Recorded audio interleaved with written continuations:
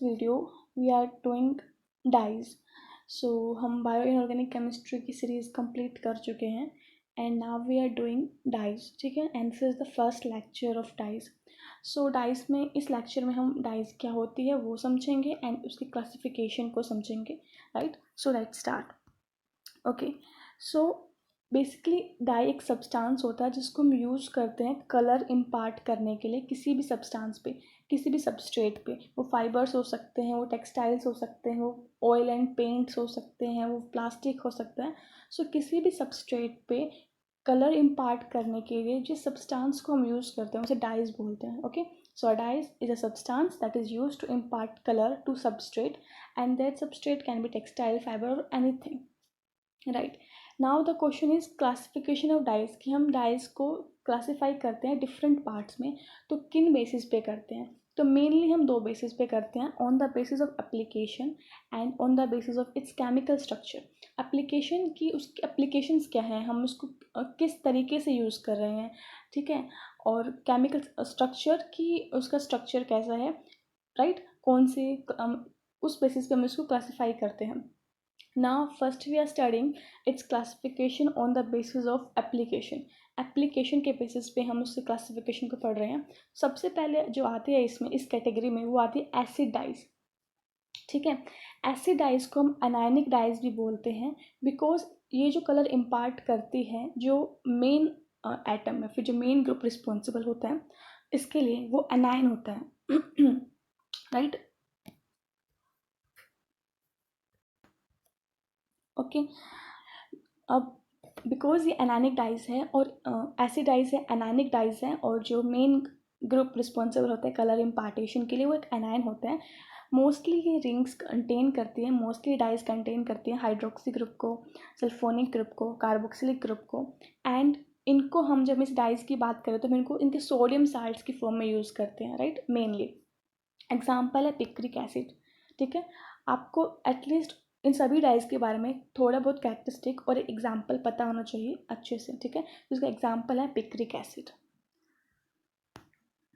Now the second type of on the basis of application is basic dyes. ठीक है, basic dies को हम cationic dies भी बोलते हैं और ये बेस ग्रुप इनमें होता है इन डाइज में, उसी के लिए हम इनको बेसिक डाइज बोलते हैं. ठीक है, उसी रीज़न की वजह से. और इनको हम सोल्ट्स की फॉर्म में यूज़ करते हैं जैसे कि हाइड्रोक्लोराइड हो गया. राइट, और इसके एग्जांपल है मार्केट ग्रीन और पैरारोसा एनिलिन. ठीक है, ये स्ट्रक्चर आप याद कर सकते हैं इन दोनों के. नेक्स्ट डाइज आती है डायरेक्ट डाइज. डायरेक्ट डाइज वो होती है जो हम डायरेक्टली अप्लाई कर सकते हैं. फॉर एग्जांपल ये हमारे पास फाइबर है. ठीक है, इस फाइबर को हमने डाई में डिप किया और फिर वो डाई जो है वो एड ऑन हो गई और स्टिक हो गई आपकी फाइबर पे, डायरेक्टली अप्लाई हो गई. उसे हम बोलते हैं डायरेक्ट डाइज, जो हम डायरेक्ट अप्लाई कर रहे हैं. ठीक है, so direct dyes applied directly and fiber dip into hot solution of dye. ठीक है, और फिर वहाँ से कलर इम्पार्ट हो जाता है उस फाइबर पर. इस एग्जाम्पल है Congo red and this is the structure of कोंगोराइड.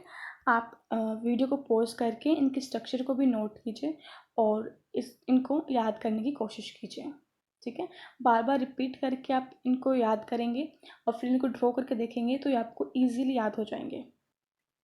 Right, now the fourth type is indirect dyes. Obviously indirect dyes can't use directly, हम उनको डायरेक्टली यूज़ नहीं कर सकते. इनडायरेक्ट डाइज को हम दो पार्ट्स में क्लासीफाई कर देते हैं further, mordant dyes and vat dyes. और ये दोनों बहुत इंपॉर्टेंट हैं university exam point of view से. एक को ऑब्वियसली हमेशा पूछा जाता है. ठीक है, तो मोर्डेंट डाइज क्या होती हैं. Mordant is required. मोर्डेंट क्या होता है, बेसिकली ये डाइज जो होती हैं एक डायरेक्टली अप्लाई नहीं कर सकते. फॉर एग्जांपल ये मेरी डाई है और ये मेरा फाइबर है जिसको कलर करना है, बट इस डाई को हम इस सब्सटेंस पे डायरेक्टली अप्लाई नहीं कर सकते. सो एक मोर्डेंट की रिक्वायर होती है जो कि बाइंडिंग मटेरियल होता है डाई एंड फैब्रिक के बीच में. ठीक है। सबसे पहले हम क्या करते हैं, मटेरियल को लेते हैं जिसको हमें कलर करना है, उसको हम डिप करते हैं मोर्डेंट सॉल्यूशन में, जो हमारा बाइंडिंग मटेरियल होता है उसके अंदर, ठीक है, किसी वेटिंग एजेंट की प्रेजेंस में, ताकि जो ये मोर्डेंट सॉल्यूशन है ये मटेरियल पे अच्छे से स्टिक हो जाए, ठीक है। देन हम उसको बाहर निकालते हैं, टेकन आउट एंड ड्राई, उसको हम फिर ड्राई करते हैं, और फिर उस मटेरियल को जिस पर मोर्डेंट सॉल्यूशन चिपक चुका है उसको हम डाई में डिप करते हैं, और फिर उसके ऊपर कलर चढ़ता है डाई का, ठीक है। तो इस तरीके से ये जो डाई है वर्क करते हैं, मतलब डायरेक्टली हम अप्लाई नहीं कर सकते, ठीक है। अब अगर हम एसिडिक डाई यूज़ कर रहे हैं तो जो हमारा मोर्डेंट होता है वो मेटल सोल्ट होता है, जैसे कि हाइड्रोक्साइड हो गया, और बेसिक डाइज के लिए टैनिक एसिड हम यूज़ करते हैं, ठीक है। सो इसका एग्जाम्पल है एलिजरिन। एलिजरिन को हम डिस्कस करेंगे डिटेल में भी later on in further lectures as the series goes on. For time being, you just keep in mind the structure of alizarin and a little bit about mordant dyes. कि mordant is required, we can't apply directly. This is a type of indirect dyes. ठीक है, first the material is dipped into mordant and then taken out and dried and then dipped into dye. This all. ठीक है, so mordant dyes के बारे में इतना ही हमें समझना था. Now moving further, so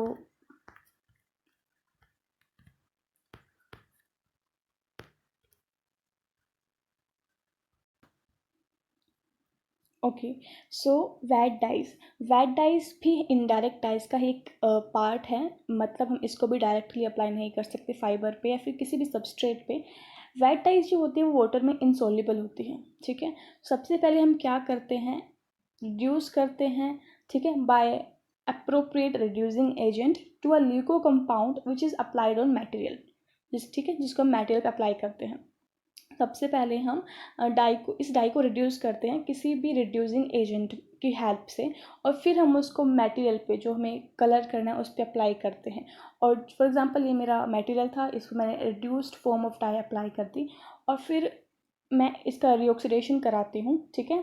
मैं वो एयर ऑक्सीडेशन भी हो सकता है, फिर मैं कोई ऑक्सीडाइजिंग एजेंट भी यूज़ कर सकती हूँ, ठीक है. और इस तरीके से कलर इम्पार्ट करती है ये डाई फिर मटेरियल को. इसका पॉपुलर एग्जांपल है इंडिगो, जो कि बहुत फेमस है, ठीक है. और this is the structure of Indigo. उसके बाद आती है डेवलप्ड डाइज. डेवलप्ड डाइज वो डाइज होती हैं जो फाइबर्स पे ही डेवलप की जाती हैं. अब आपको पता है डाइज जो फॉर्म होती है मोस्टली वो डाई एजो कपलिंग, जिसमें कपलिंग होती है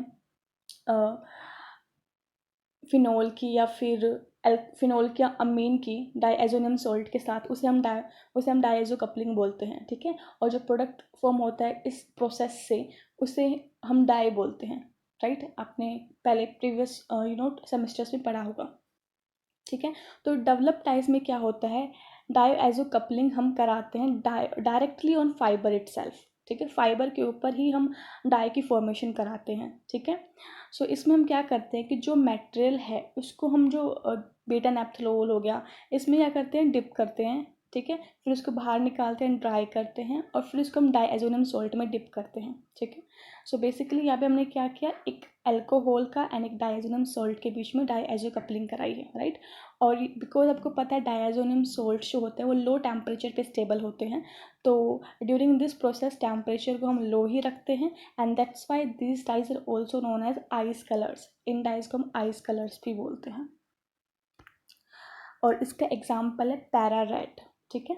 डेवलप्ड डाइज का एग्जाम्पल है para red, and this is the structure of para red.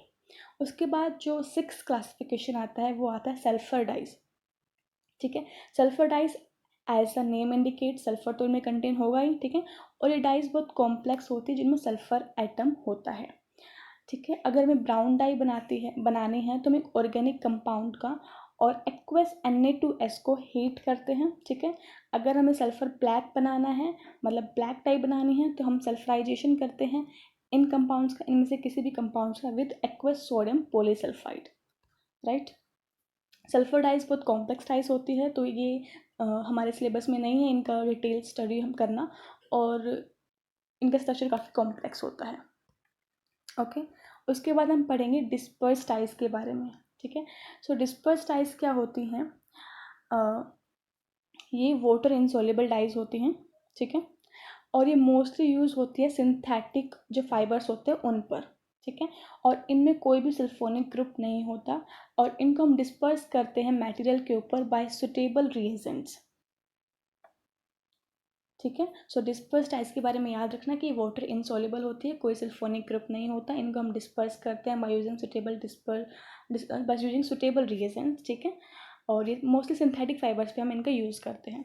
उसके बाद आती है oil and spirit soluble dyes. So इनमें भी सल्फोनिक एसिड नहीं होता और ये ऑर्गेनिक सॉल्वेंट्स में सोल्युबल होते हैं और इसको हम मोस्टली यूज़ करते हैं जो ऑयल्स होते हैं, प्लास्टिक होते हैं, फैट टाइप, उनके कलरिंग करने के लिए। ठीक है।